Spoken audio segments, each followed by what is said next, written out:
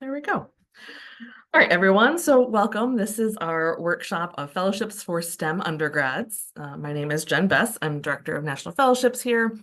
And apologies in advance. This is kind of like a big information dump sort of workshop. We want to kind of go through a list of different opportunities with a really quick view of what they are, and then hope that some of them sound intriguing to you and that you want to talk with us more about them individually and really dig into what the options are. I am very fortunate in being joined by two of our fellowship ambassadors today, Ria and Molly, and they're going to be sharing a little bit about their experiences with a couple different of these STEM awards that they themselves have received. So without further ado, we will get going. Maybe if I can hit the right button. No, I could not hit the right button.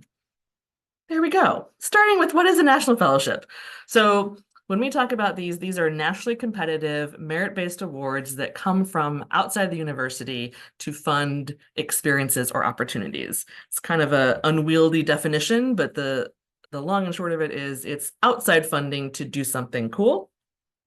It's usually a funding to do an experience rather than like a reward for past work, but that's not always the case. So that's one of the distinctions we might make a little bit between a fellowship and a scholarship. Fellowships are like, here's money to go do this thing.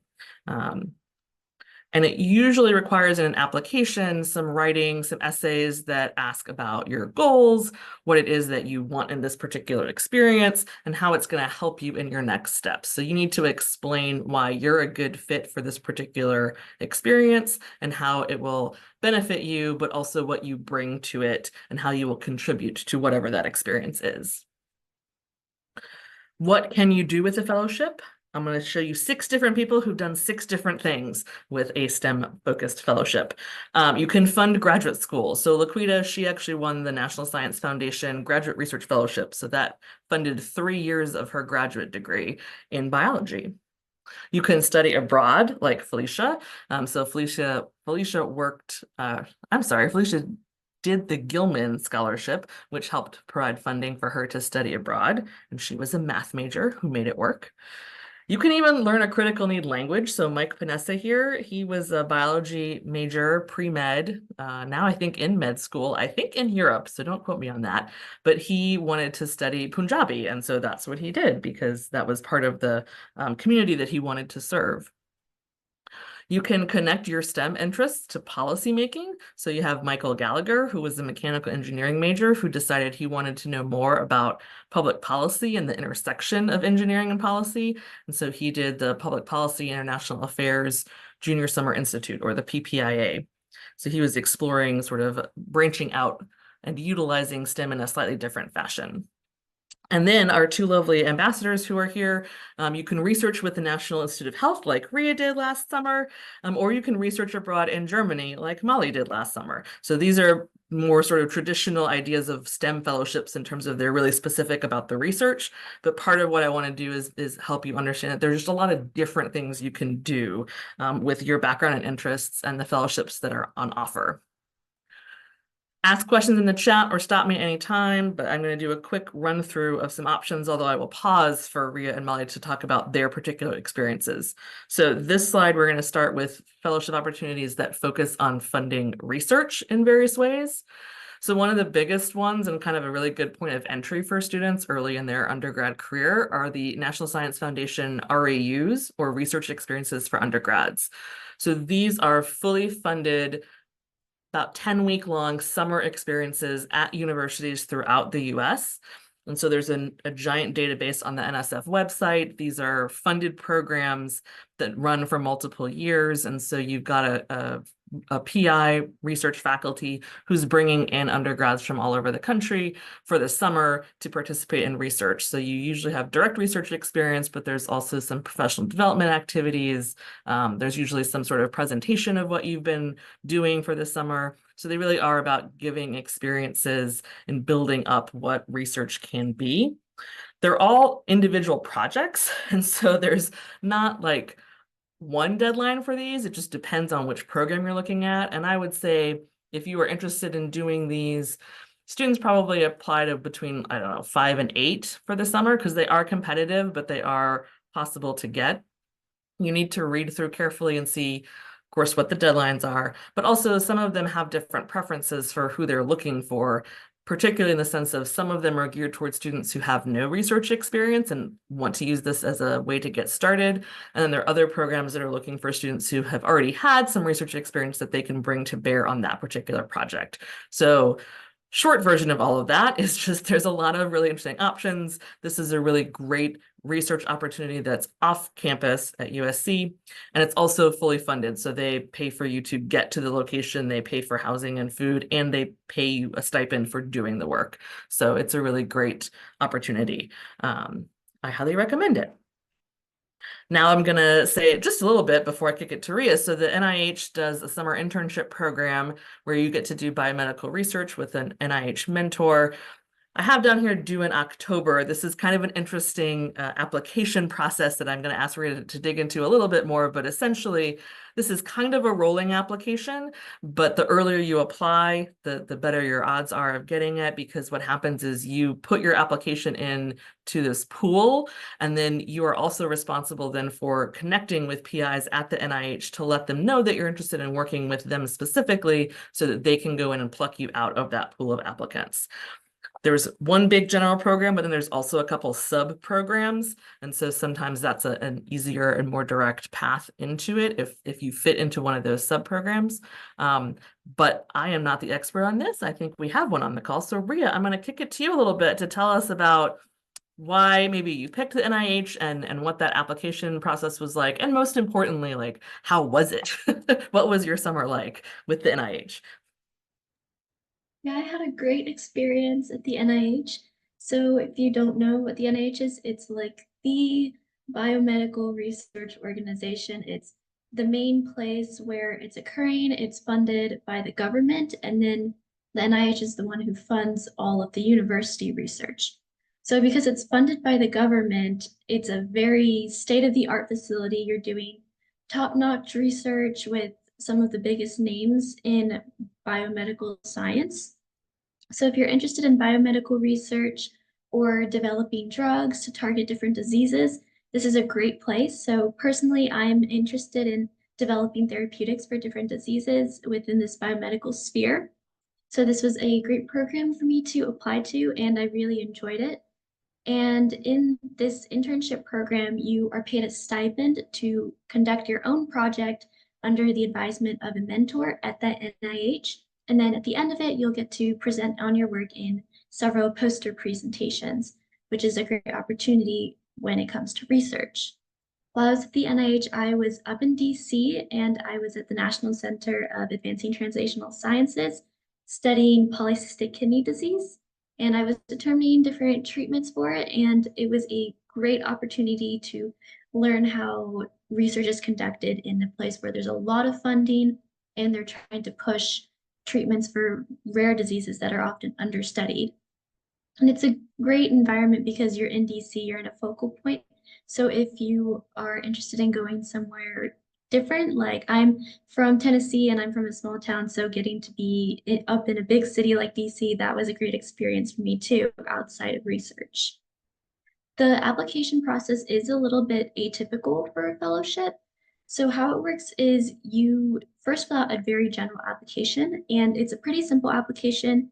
You write a cover letter talking about your research experience and, more importantly, your research interests. So if you're really interested in something like medicinal chemistry and developing drugs, you would talk about that. Or maybe if you're interested in neuroscience and neurodegenerative diseases, you would write about that in your cover letter. And then you'd answer some basic questions like your GPA and extracurriculars and all of that fun stuff. And then after that, you put it into this special application site, and then you have to do the work to find a PI at the NIH, at the many institutes who is doing something you want to do. And you email them and say, hey, I'm super interested in your research. You should go check out my application. So it's definitely a very different process. And because you are emailing people, you want to start as soon as possible. So even now is a great time to start. And in December is when the actual application will open up for you to submit. So if you're starting right in December, that is the best time than waiting a little bit later. However, there is a cheat code for all of that. Instead of having to cold email everyone, you can apply to sub-programs, which is what I did. So in these sub-programs, you would do a specific institute within the NIH. So for me, I was at the National Center for Advancing Translational Sciences. I specifically applied to the program and they would look at your application and then pair you up with a mentor. So that would be a more typical application process. So starting early would be great for this, but it is a great experience and I would highly suggest applying to it if this is something within your interests. Wonderful. Thank you, Ria. So clearly I need to update the deadline that does not say due in October, but says wait until the application is actually open. And I also love the idea of there being cheat codes. So this is one of the benefits I think that we have of having ambassadors and students who have gotten these awards before, who can really give great insight in terms of how the application process works and how to make it work a little bit better for you. So thank you, Ria. If anyone has any questions for her at the moment, I'm happy to pause. Or we can keep going. Okay. So next up, perhaps, is the DAAD Rise. So this is the German Academic Exchange. The DAAD does the RISE program. So this is a summer doing research in Germany with PhD students in a variety of STEM fields. I still think this is due in November, but it might be due like December 1st. So we'll figure that out. This is another one where there's a portal that opens with a list of opportunities at a certain point, and then you can go in and pick the ones that you're most interested in. But this is a great chance for doing research in an international arena. And I always just start by telling students that, like, it's in Germany, it's wonderful. You don't have to know German for them. The language of research that they're using in most of these cases is English. If you have any German, it's not a bad thing. Probably would help a little bit in getting around, but it's not a requirement. But I would love for Molly to share a little bit more with us about her experience last summer. Yes, I would love to. Um, so just as you said, it's very broad opportunities, but it's a great way to combine both your passion for, traveling and wanting to go abroad without having to sacrifice any essential like professional development experiences that you can get through research. So the DOD part is the Deutschland like exchange program. So these applications don't only go out to us, but students from the US, Canada, the UK, and Ireland can all apply for this. And then RISE, the acronym for that is Research Internships in Science and Engineering. So if you are like, oh, I don't know if that's my field of interest, they probably do. It's very like STEM field broad topic. They have that internship database where you can go in, search for keywords or subjects. I looked for biology, molecular biology, neuroscience, that type of thing. Those are my interests, but they also have engineering, computer science, environmental research, chemistry, physics, pretty much anything you might be interested in. They would have it. Marine science. I know someone really cool I met was working with seals during her time there and actually lived on a boat. So that was very cool. My personal experience, I was in Erlangen, Germany, and I was researching sphingolipid enzymes in different neuropsychiatric disorders. So that was really cool. My lab was in a hospital, so we got to work with patient samples, and it was just, different from anything I had experienced before. And of course, you're in Germany, so that's really, really cool. I traveled pretty much every weekend. I went to several other countries, and the time frame for this internship can be, so you work it out with your internship provider. It can be anywhere from 10 weeks to 90 days. They usually don't go over 90 days because, at least as a US citizen, our visa ends at 90 days. So you would have to apply for something extra to stay longer. But um, there are several internships provided across Germany. So if you really, really want to go to a specific city, you could only look at applications in that city if you wanted to. I know people did that, but I wouldn't let that limit you to where you want to go because you never know. There are lots of hidden gems in Germany as well, which is something that I discovered. I didn't know a lick of German. I started my Duolingo when I found out that I got the internship. So don't let that scare you. I was totally fine. The universal scientific language is English.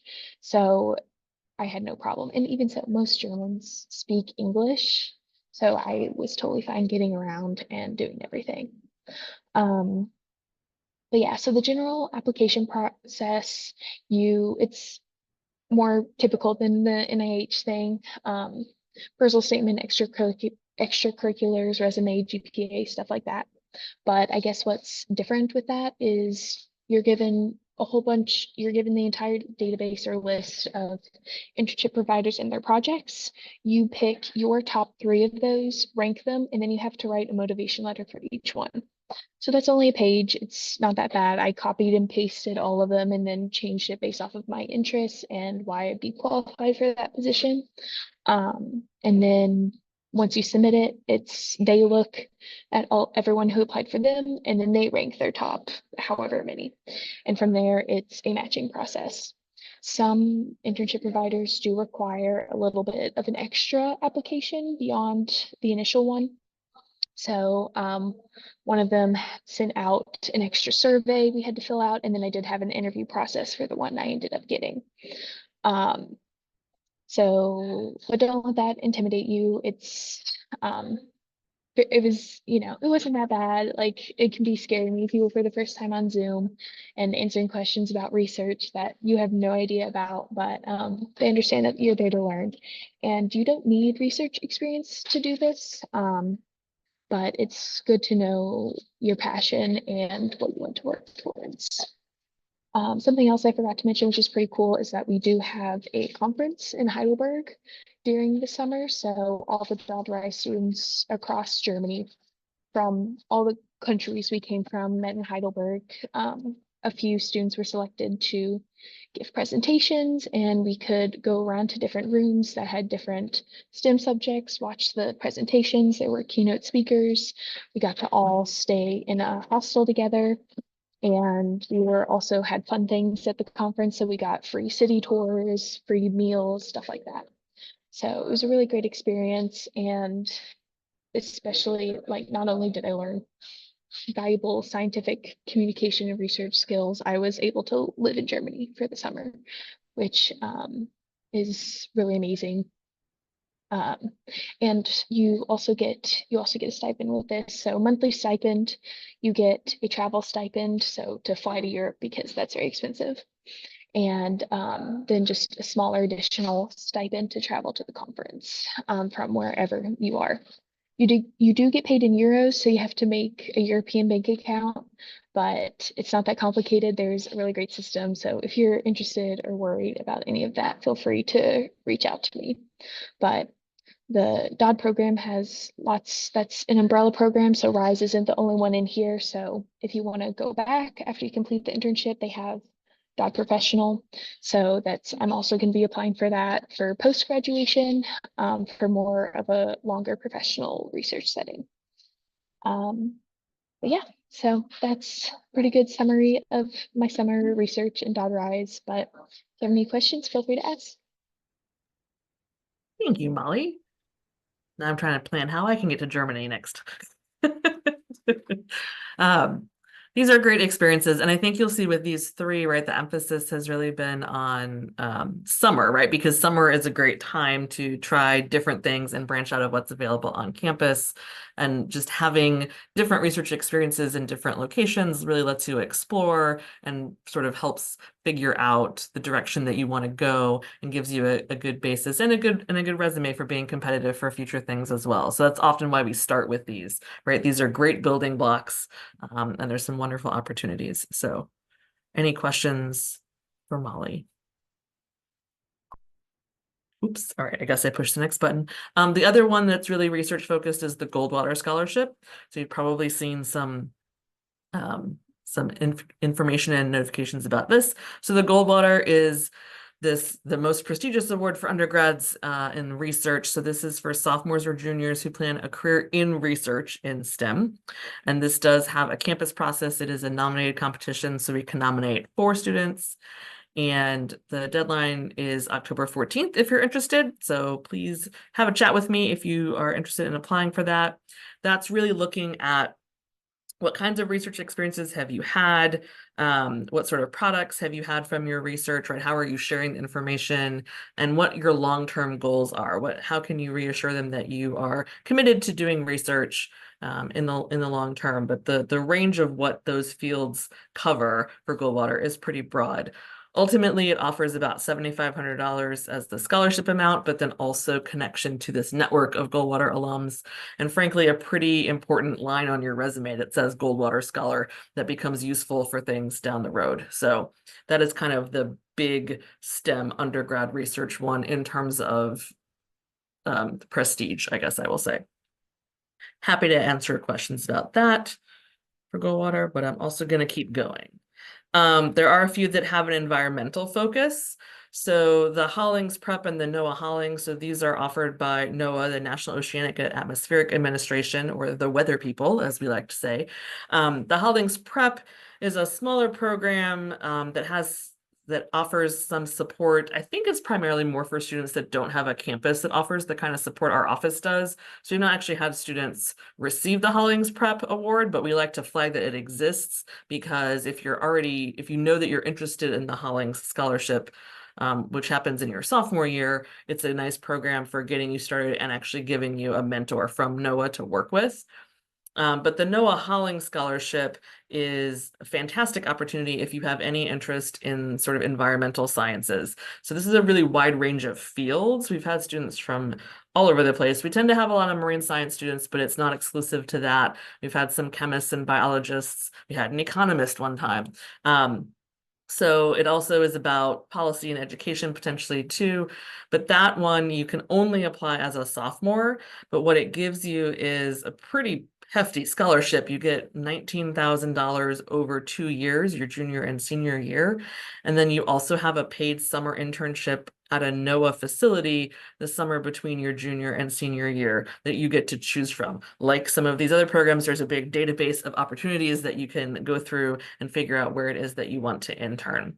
So that's a really great experience for those who know they have that kind of environmental focus. It's also one that is, I think we really appreciate because the types of research can vary so widely. A lot of times students think that, research is lab research and you're just doing this, but NOAA, because they're working with things like the oceans and the weather, there's a lot of outside sort of, field work that can go on. So depending on what type of research you like, there can be a pretty interesting selection of options there. We do have a pretty good track record with Hollings. So the University of South Carolina is the #3 producer of Hollings Scholars. So we have a lot of alumni that we can talk to and connect you with who have had really wonderful experiences with that program, many of whom have gone on to work with NOAA at various points in their careers. So that's one I really encourage you to look at. The application for that is, I think, either open or about to open. It's not due until January, but we're happy to help you work on that through the fall semester and over winter break to make sure that it's as strong as possible. The last environmental one is the Udall Scholarship. So this is for students who are sophomores or juniors interested in that sort of environmental focus. That is also what we call a nominated competition. So we have 4 slots that we can fill for that. It's focused on the Udalls and their I'm losing the words, their family, but like their interest in the environment and focusing on conservation and things like that.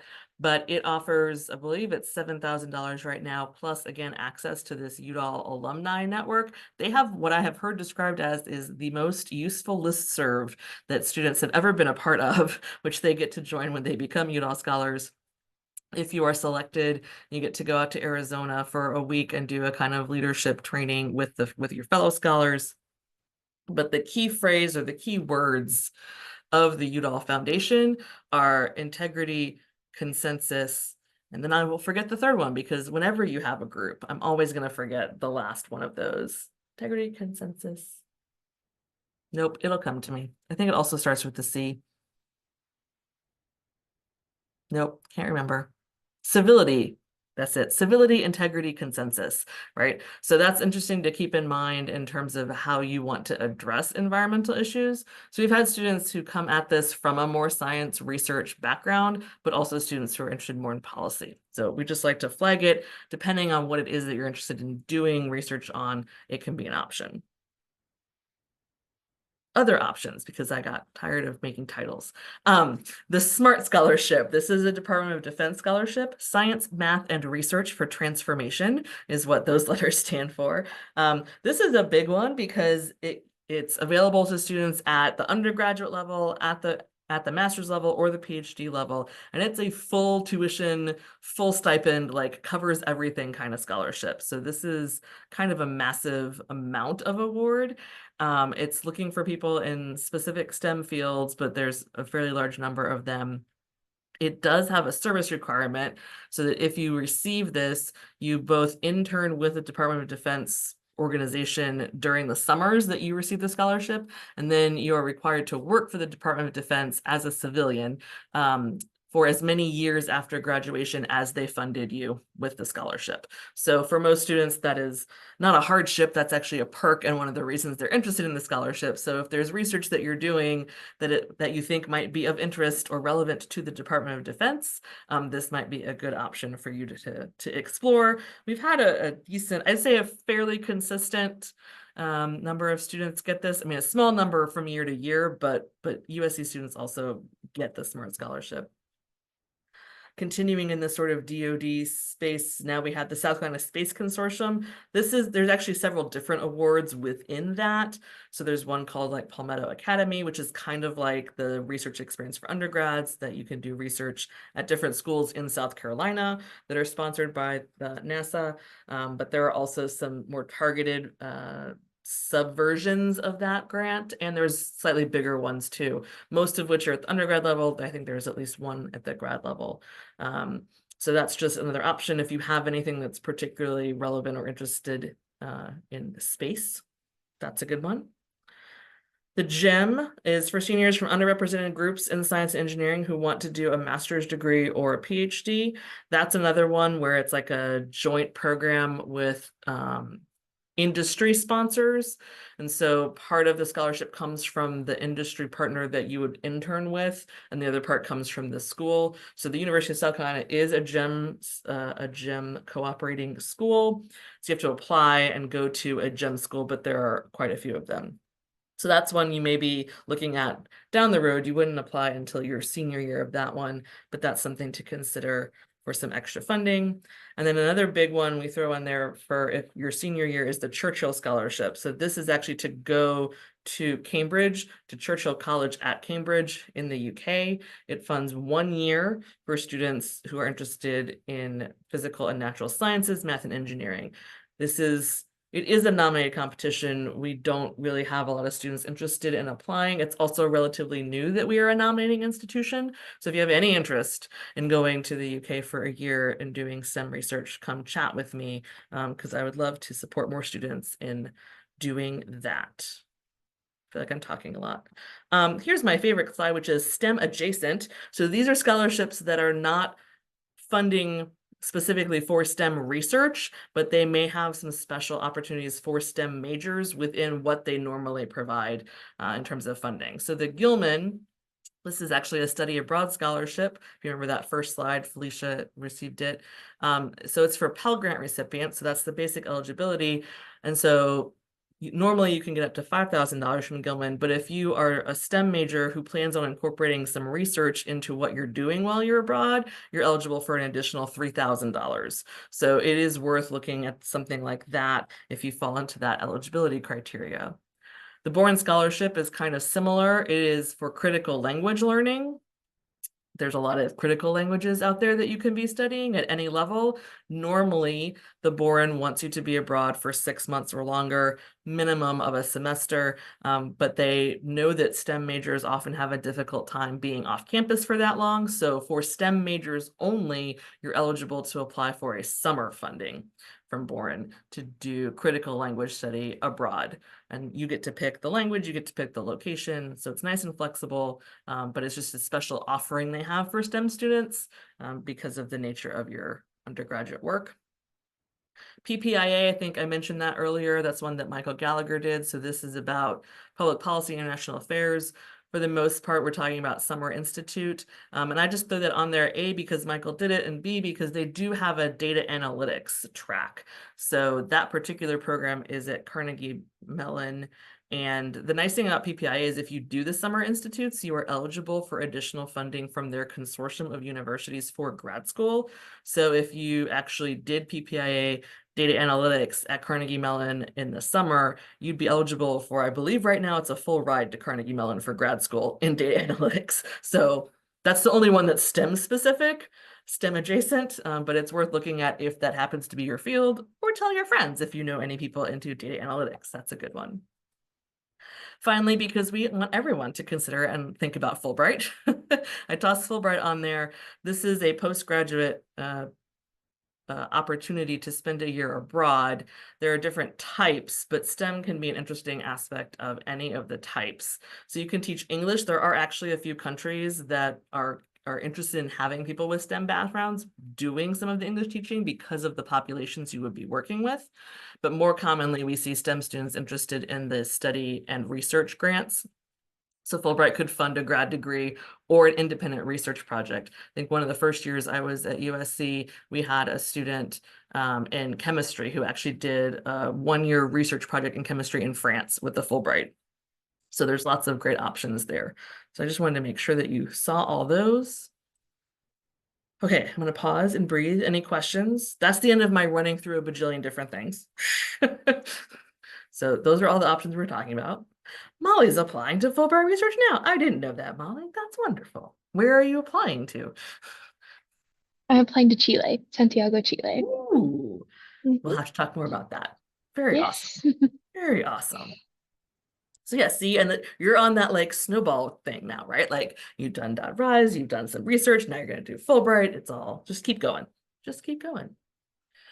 Who makes a good fellowship applicant? All right. First of all, it's going to be Harrison. There you go. It's Harrison. But Harrison says he learned that the perfect applicant doesn't exist, which is very true. So it's all about being who you are and thinking about how you fit the opportunity. So, but in general, there's some things we can highlight. You need to have a demonstrated interest in research. It doesn't mean that you have to have multiple research experiences because a lot of these are about getting a research experience, but you need to be able to show that you're interested in research.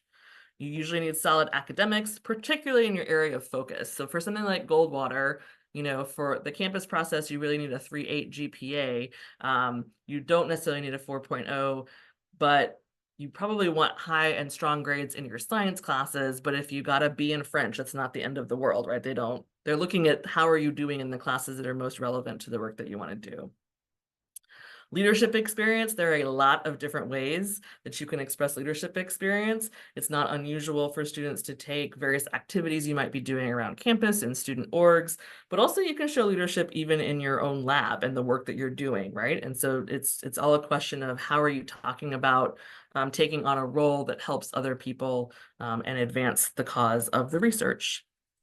Resilience and follow through in the face of obstacles. So as you may or may not have discovered yet in research, not everything goes smoothly and you don't always find what you want to find. And so being able to demonstrate that you understand that's the nature of research and that you have methods for getting through that, I think can be really useful. And then having a unique perspective on the world's biggest problems. That feels like a heavy sentence to me, right? That you have a unique perspective on the world's biggest problems.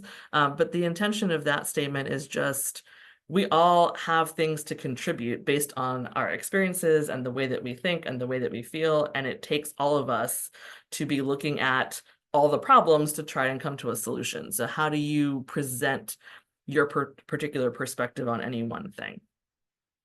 How to craft a strong application. Really, the key, starting early is really helpful. It's hard to do sometimes, not everyone does it, and you can still receive a fellowship even if you didn't start early, but for everyone's sake, mostly including your own, it's helpful to start early. So try that. That's the ideal scenario. Finding your fit, so making sure that what you want to do aligns with what the opportunity is. You do not want to be contorting yourself into a particular opportunity. It may not be a perfect fit, right? So you can stretch or grow a little bit into the opportunity, but don't try to be something that you aren't. Really lean into finding stuff that aligns with your interests. Use your resources. So you're here, you're learning from me, you're learning from our fellowship ambassadors. We have a whole office dedicated to this. Not every campus does. So please use us. I get sad when you don't. Be open to feedback. So this is a give and take, and we do have experience, and we do share that with you and give you advice and feedback. Our goal is always to help make your application as strong as possible, right? That is our purpose in any feedback that we are giving you. So I'm all about building you up and making sure that you are presenting yourself in the strongest possible light. Demonstrate your interests. So don't just tell me, but show me, like, what's the evidence to back that up, in terms of activities or research or courses, letters of recommendation, all those sorts of things are ways to demonstrate your interests. You do need to reflect on your accomplishment and goals. How do you fit it all together? What's the story that you tell about yourself and the research path that you are on? So it is important to take that time for reflection. It's one of the reasons I like National Fellowship work, is because I think often it's hard to find those opportunities to stop and reflect. And this is something that actually kind of forces you to do it in a really useful way. Grab coffee with the fellowship ambassador. Molly and Rhea would be happy to take you to coffee on the house. So please do reach out if you're interested in talking with them or any of our other ambassadors. We are always happy to support the coffee habits of our students. How to get started. So we do have info, which is our database. So I only scratched the surface today of fellowships that are available. There's like 300 on that database. So search through that and kind of see what's interested. Make an appointment with one of us to talk through what it is and sort of make a plan for how you want to apply for that. We're happy to help read drafts of application materials and things like that. Create or update your candidate profile. That is just the form that our office uses to make sure that we have your contact information and that you're getting information from us based on the things that you're interested in.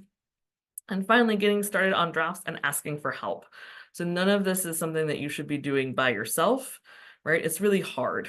It is hard to do these, and we don't want you to do it alone, and we would like to help you. And so go ahead and jump in and get started. Questions? I think that is the last, yes, that's it. I'm running out of time and materials. Megan and Sarah, you're here. You've held down the fort. What have you learned? What's been interesting to you? Any fellowship pop up that you're like, ooh, that's the one? I know, I'm putting you on the spot when there's only 2 people.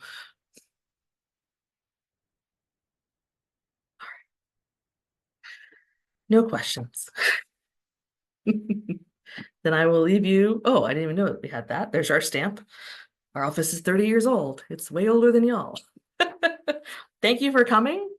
You can find us at U of SC Fellowships. We do try and send out reminders. We've been trying to work on our social media more, so it's actually worth following us because we do share deadlines and stories. Our podcast is recently updated. We have more episodes of those, so there's always information where we're trying to encourage students to apply and sharing the stories of our students who have applied and won. So, Megan, glad you learned about lots of different things. I appreciate that. Any final words from Molly or Rhea? I'm gonna stop sharing my screen.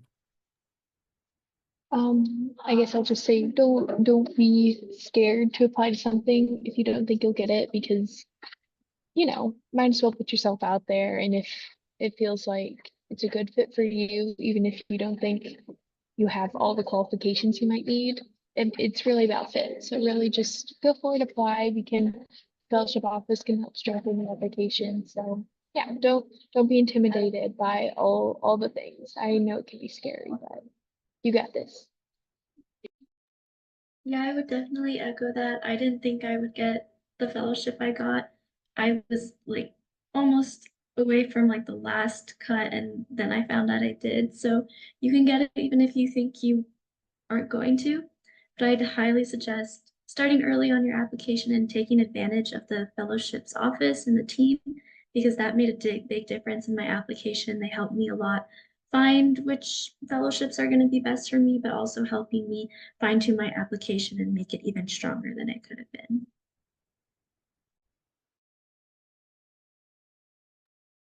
Thank you both.